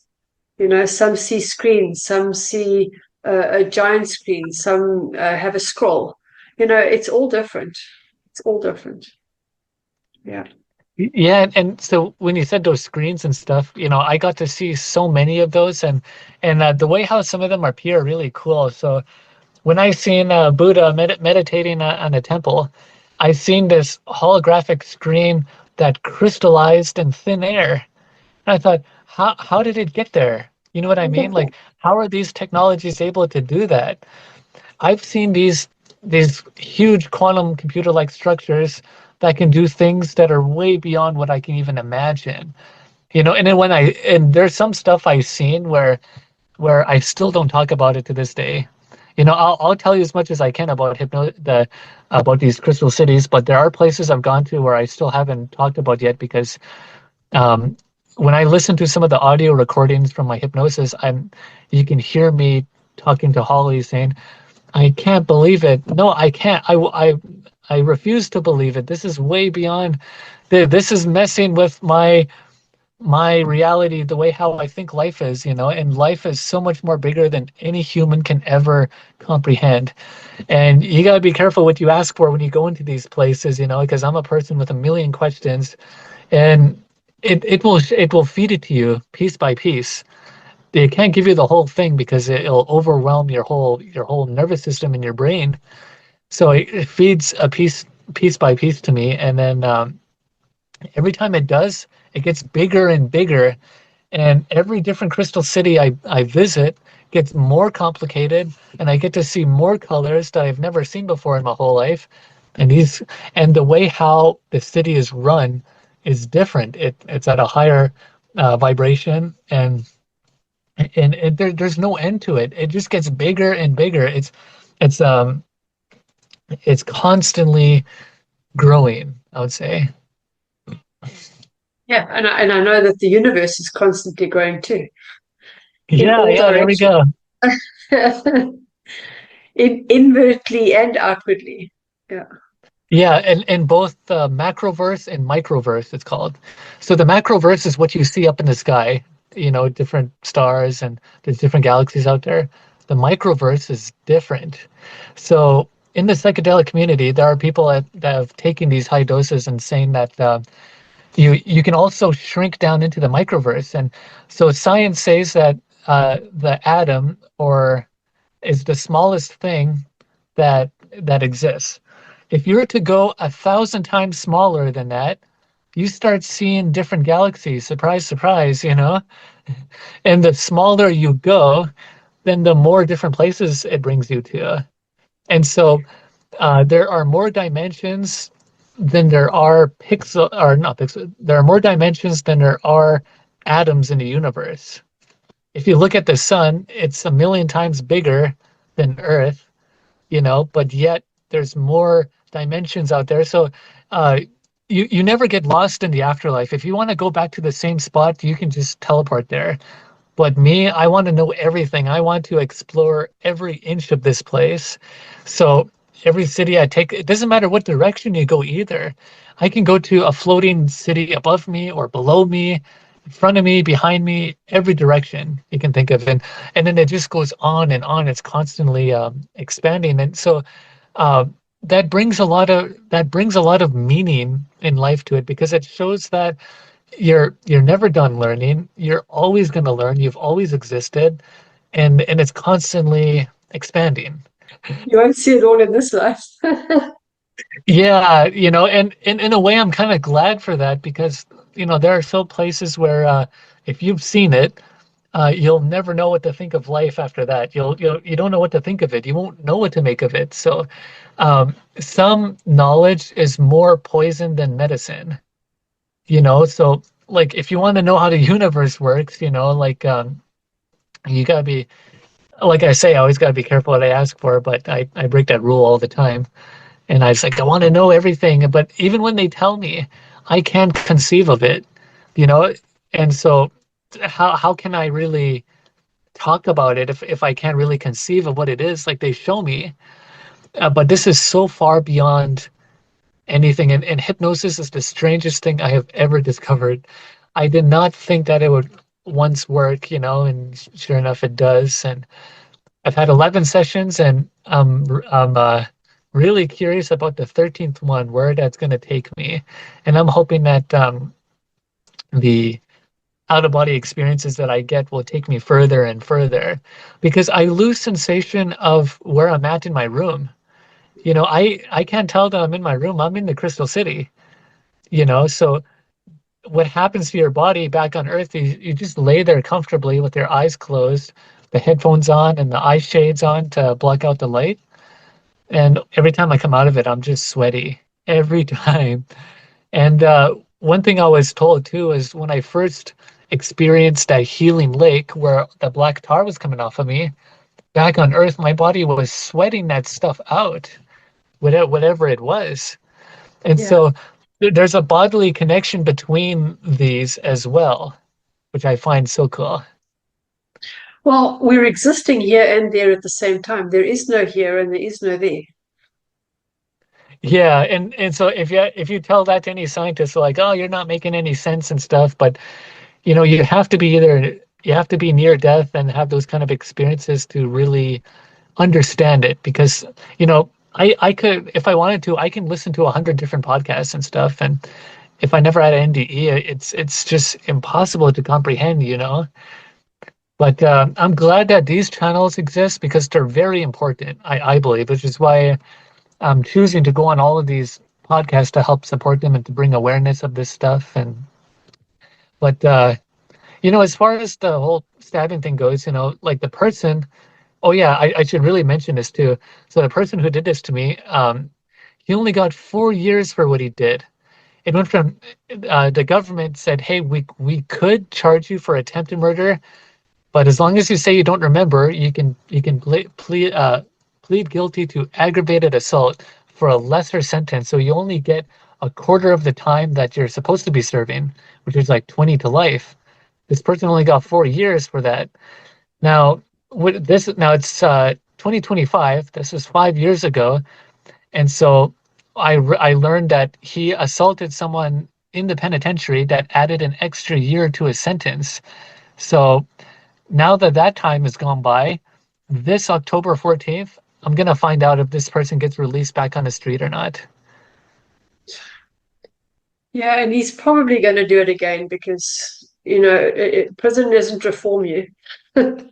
Yeah, and then this person, he has a long history of mental health issues, Yeah, smoking it's a pity. methamphetamine, and then Mm. getting drunk on top of that. That just makes his mindset even worse. And so the government believes that he's reformed basically. And so if I were like when he stabbed me, if I were to assault him and try to defend myself, I would be the one serving just as much time as he is, even though he's the first one to stab me. So, and the law wasn't like that here in Canada. Before you used to be able to defend yourself, there is no self-defense laws here in Canada. If somebody points a gun at you or points a knife at you, the cops just say, "Oh, just call us. We'll be there in 30 minutes." And then if they ask for your money, just give it to them and just surrender. I Sad, can't huh? give them my I can't give them my bank card and stuff like that. You're gonna drain me dry. And then Yeah. yeah, law enforcement are like, no, you can't. If you were to assault him, I probably would have been going to jail as well. So it's unfortunate that these massive criminal organizations are working in Parliament. Some of them are in the cartel. I know that for sure because they're born and raised in Canada. They're Canadian citizens, but they have ties to all this organized crime that's going on. So they get all these laws passed to not only protect the criminal, but to make more money for the government. So if I assaulted Trent Fox, I would have to pay thousands of dollars in lawyer fees just to keep me out of jail instead of spending 4 years. Because if I had it my way, I would have picked up a chair and just smashed it on his head. But because all this was caught on the security cameras, I would have been in trouble. So if Trent Fox were to come to my house and do a home invasion, I have to surrender everything. Say, take my keys, take my car, take my wallet, take the money in my safe, and then surrender. Because if I hurt him, he will say, "Well, he hurt me in court, so I would serve just as much time as he would." Even if it's an attempted murder, because the government does not recognize this as attempted murder. It's only recognized as aggravated assault. Now, most of the cops and lawyers and stuff, they hate that. They don't like dealing with that. Um, they told me, they said, we know this is attempted murder, but I'm sorry we couldn't prove it to you in court. Really, there's video evidence. I have DNA evidence. I have multiple witnesses. Wouldn't that be enough to put them away for 20 plus years for attempted murder? And they said, "We're sorry." And I said, "You guys have failed me. No wonder I don't rely on you. If I see a crime happening downtown, I don't call the cops. I just walk on by like I didn't see nothing. And if a cop comes up to me and say, 'Hey, did you see anything?' Nope, didn't see nothing." That's the rule here in town. So what's even more crazy, if Trent Fox were to try to do a home invasion in the winter, and if he slips and falls on the ice, he can sue me for that too. So Yeah, it's either way, crazy. yeah, like either way, I get in trouble. So I cannot defend myself at all, even if I could. Like now, some other people have told me, "Oh, well, if he came to my place, I would probably bury his body out in the fields here." Saskatchewan has a lot of fields out here. And I was like, "Yeah, I mean, wouldn't that be nice? But I don't want to go to jail for anything, so there's nothing I can do." Um, because there are nine factors that come into play when somebody invades your home and attempts to try to kill you. You have to think of these nine factors in the government to say, okay, what's his age? What's his gender? How big is he? What kind of weapon does he have? All that plays in court. And so this if you argue in court, say, well, he tried to kill me. He pointed a gun to me that was loaded and stuff. They're like, nope, you're not supposed to.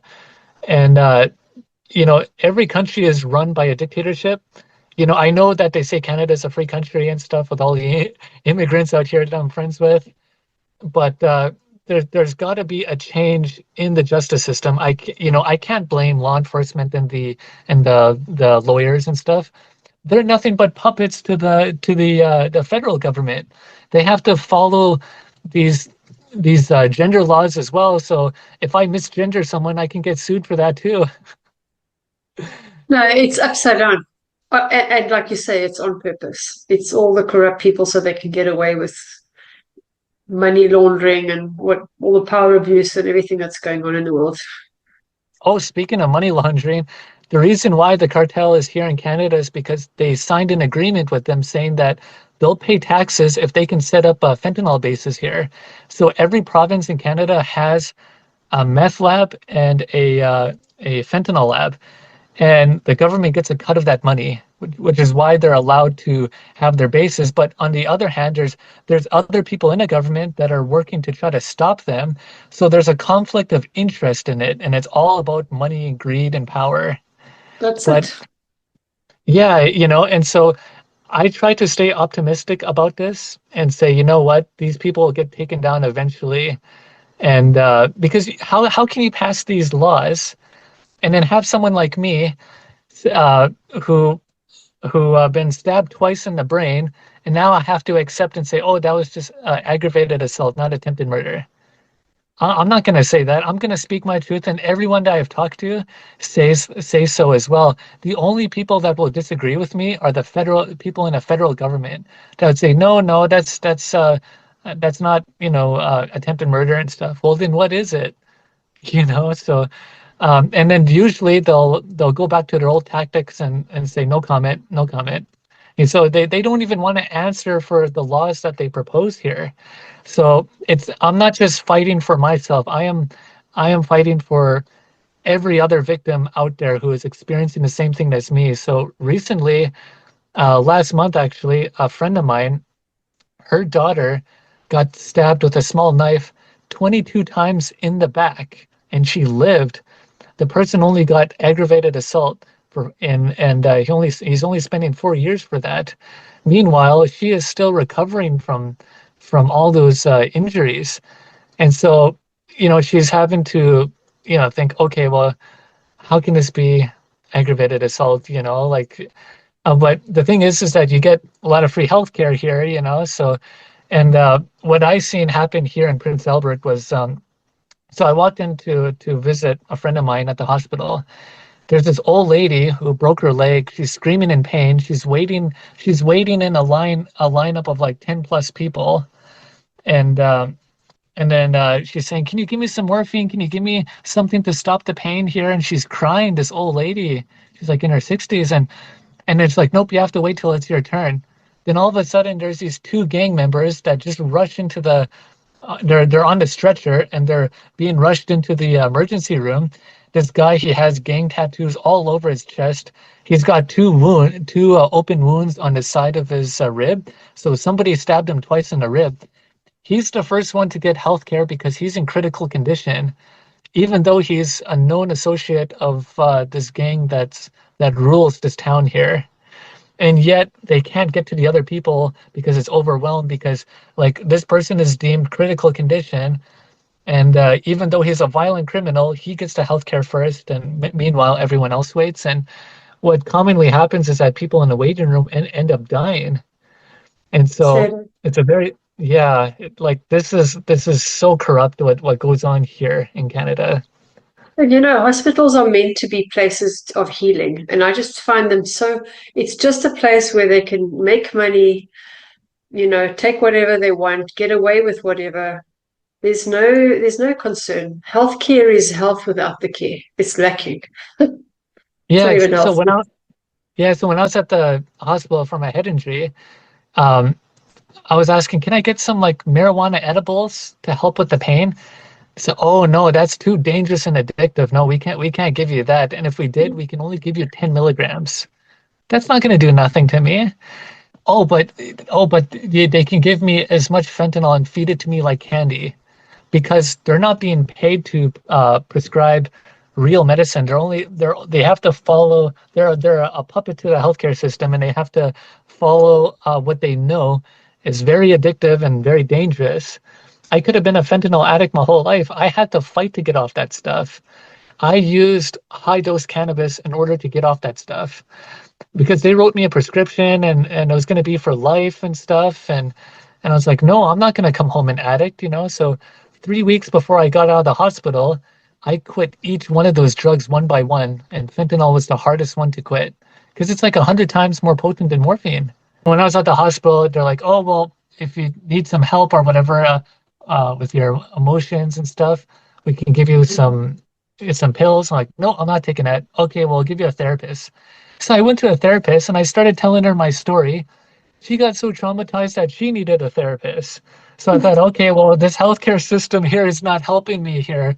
I'm gonna, I'm gonna, I'm gonna find my own healing path. I rather go to the Amazon jungle and drink some ayahuasca than to be put on antipsychotic and these pills or happy pills as they call it, you know. Because that numbs you out. It does not solve the problem because some people they'll go look for help. They'll say, okay, I need help. I'm depressed, but we can't talk about my past or my childhood. We can't go there. Well, I just want to deal with the problem here. How are you going to get to the root of your childhood problems if you're not going to explore it? You know, these psychedelics will bring you there. And I got a lot of healing from the abuse that I had as a kid. I forgave everyone that ever hurt me. And if I had Ritalin, I'm just gonna sit there like a vegetable and not feel anything. But because of psychedelics, I've learned to forgive and understand why people did what they did to me. And because you get to view it from an outside perspective, you connect with the higher self when you look at these traumatic events that you go through. So that's what the psychedelics do. And it took a lot of blood, sweat, tears, and death in order for people to have the right to do these psychedelics here. So Canada is still really advanced compared to other countries because other countries, you smoke pot, you're going away for 20 years for a non-violent crime for smoking a piece of nature. You know, so the psychedelics, it's not illegal because it's dangerous. It's illegal because the information inside of it is illegal. It empowers you. You know, it makes you, it pulls you out of the herd of sheep and become an individual.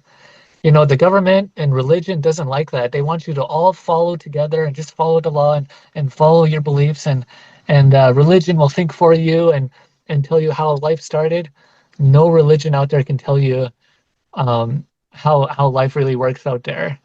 You know, so um, you have to find your own path in life. You know, we're we were born alone coming in here and we're gonna die alone, basically. Psychedelics take you into the journey of the alone into the alone, as Kalindi would say. You gain your power from there. You every time you take psychedelics, you are manipulating your DNA when you do that. It temporarily stops the depression cycle of thought and it makes you look at it from an outside perspective and say, look, you can view this situation very differently. And so this is how I got a lot of healing. I look back in the past and I'm like, well, you know, I could react in this way or that way, and this goes in life as well. Or I can view it from another perspective. Someone says something mean to me or something very hurtful, you know, I don't judge them and I don't allow that to control how I feel or how I dictate it, you know. I'm like you always got to stay open to all these different ways of viewing things. And you know, it's hard for people who have a really hard ego and been sober their entire life will never know, you know, unless you explore through these things. So yeah, I think that's the key, is you've got to be open, you've got to ask the questions, and you've got to be open to hear the answers. exactly. Yeah. Yeah. And I think that's where most people are just happy to be in their bubble Yeah, and and until you know, someone the comes along and NPCs. bursts it. Yeah, until which hopefully happens. Yeah, yeah. Hopefully. Sometimes not. Sometimes they're blissfully unaware. You know what they say? Ignorance is bliss. That's true, because I thought I had an idea on how life goes. And then I started doing psychedelics and hypnosis. Now I don't know what to make of life, but I prefer to be like that because you can call yourself an atheist or a Catholic or whatever. Deep down, everyone is agnostic, which means you don't know. And nobody knows. That's the truth. That's the most honest thing you can say.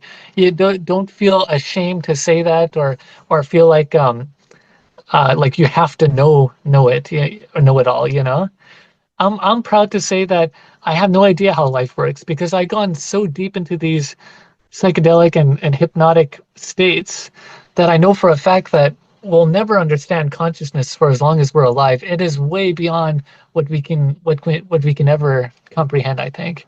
And when I do each of these like podcasts and stuff, I'm not scripted. I don't have a paper with all this stuff I want to talk about.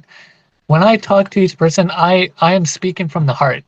I am speaking from what's on top of my mind and or what's on top of my head here and speak truthfully from the heart. So that's what I do basically. Okay, well, thank you. That was such an amazing conversation. And I just love hearing all of these places you've been to see because I know I've seen in my dreams these floating islands and that, but they've been in dreams.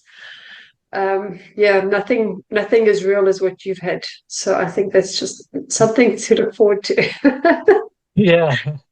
Yeah. Every dream that you have forgotten about since you were born is all recorded on the other side, like a movie. So if you've had a beautiful dream and many years later you forget about it, when you die, you get to visit every beautiful place you can ever imagine. It's way beyond anything you can expect, especially when you experience it firsthand. Well, that was Exactly. Yeah. fascinating. I could hear you talk for hours. It's just amazing. I would like to thank you for this opportunity for allowing me to be on your show and be able to speak my mind without being judged or seen as being crazy, you know? Anybody on this podcast is going to be seen as crazy. Yeah. So we're used to it. Yeah. Well, I must be in the right place. Yeah. Yeah, you're in the right place. No Right judgment, on. yeah. No, that was wonderful. Well, I'm glad you made it through, and I'm glad you decided you're not going to give in to some maniac who's on drugs. Oh yeah, I wasn't gonna let him rule my life. I could have been depressed and been in pain for the rest of my life. But one thing I'd like to leave with your viewers and stuff is that yeah, think about what I went through here. Like I was put in the worst situation you can think of. I'm in a hospital. Some of these nurses are even abusive towards me too. I had to endure some of that. Some of them were good, but some of them were gave me such a hard time, and I forgave them as well. And when I was at the hospital, I never once felt sorry for myself. I never thought, why did this happen to me? Poor me and stuff. I thought I have a job to do, and I have to finish it. I have to come back home to get myself better. So I chose to turn all of these negative situations into a learning experience, and so I tried to stay with a positive mindset. I worked out every day. I ate a lot of food and I did my own medicine when I was there, sneaking in edibles in there when I wasn't supposed to. But they can't do nothing to me now. I mean, I'm doing better, so and I'm going to continue to do alternative medicine like that, and always looking for something new. Always, you're always learning. The more you learn, the better, because when you take all this with you to the afterlife, the crystal city only gets bigger when you go to it. Because I know that, without a doubt, that when I die, I'm going back to the crystal city to meet everyone that has ever died. So, and I have a lot of work to do here on Earth. I survived the impossible. I cheated death. I'm not supposed to be alive right now. Nobody is supposed to survive a 4-inch hunting knife to the brain twice. So I'm here for a reason, and if you have any questions, just throw them at me and stuff. And I may not know everything, but at least we can travel down the rabbit hole together. Thank you. Thank you so much for hearing me out here. Thank you very much.